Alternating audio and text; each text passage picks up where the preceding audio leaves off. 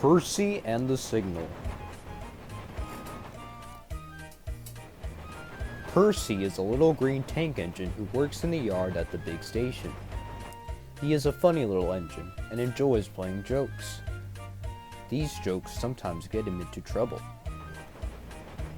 "Peep, peep," he whistled one morning. "Hurry up, Gordon. The train's ready." Gordon thought he was late and came puffing out.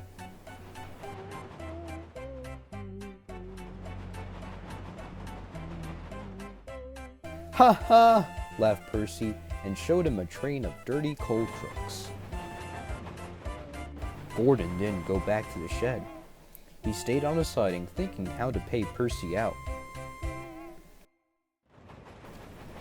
"Stay in the shed today," squeaked Percy to James. "The Fat Controller will come and see you." James was a conceited engine. "Ah," he thought. "The Fat Controller knows I'm a fine engine, ready for anything. He wants me to pull a special train." So James stayed where he was, and nothing his driver and fireman could do would make him move. But the Fat Controller never came, and the other engines grumbled dreadfully. They had to do James's work as well as their own.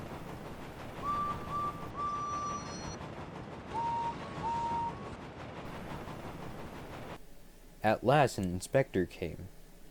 "Show a wheel, James," he said crossly. "You can't stay here all day." "The Fat Controller told me to stay here," answered James sulkingly. "He sent a message this morning." "He did not," retorted the inspector. "How could he? He's away for a week." "Oh," said James. "Oh," and he came quickly out of the shed. "Where's Percy?" Percy had wisely disappeared.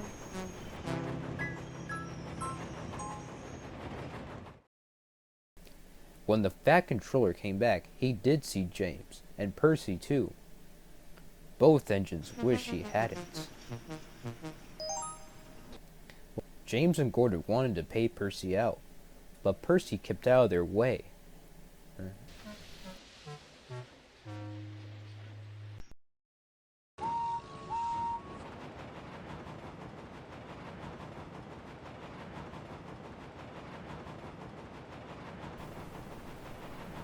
One morning, however, he was so excited that he forgot to be careful.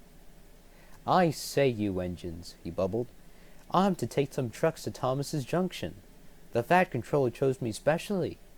He must know I'm a really useful engine." "More likely he wants you out of the way," grunted James. But Gordon gave James a wink. "Ah, yes," said James. "Just so. You were saying, Gordon?" "James and I were just speaking about signals at the junction. We can't be too careful about signals. But then, I needn't say that to a really useful engine like you, Percy." Percy felt flattered. "Of course not," he said. "We had spoken of backing signals," put in James. "They need extra special care, you know. Would you like me to explain?" "No, thank you, James," said Percy airily. "I know all about signals," and he bustled off importantly. James and Gordon solemnly exchanged winks.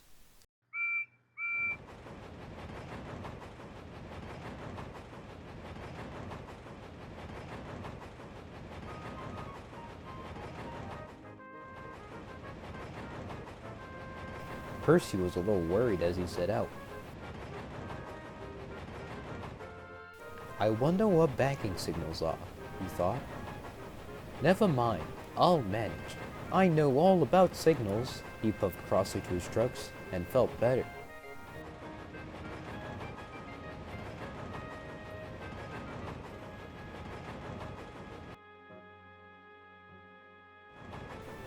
He saw a signal just outside the station. "Bother," he said. "It's at danger." "Oh, oh, oh!" screamed the trucks as they bumped into each other. Presently the signal moved to show line clear. Its arms moved up instead of down. Percy had never seen that sort of signal before. He was surprised. Down means go, he thought, and up means stop. So up a still must mean go back. I know, It's one of those backing signals. How clever of me to find that out. Come on, Percy, says driver. Off we go. But Percy wouldn't go forward, and his driver had to let him back in order to start at all. I am clever, thought Percy. Even my driver doesn't know about backing signals. And he started so suddenly that the truck screamed again. Oh. Whoa, Percy, called his driver. Stop, you're going the wrong way. But it's a backing signal, Percy protested, and told him about Gordon and James.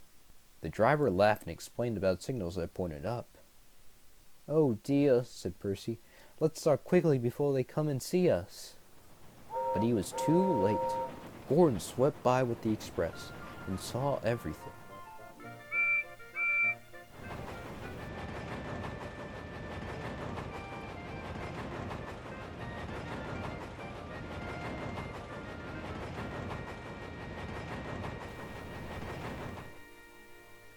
The big engines talked about signals that night.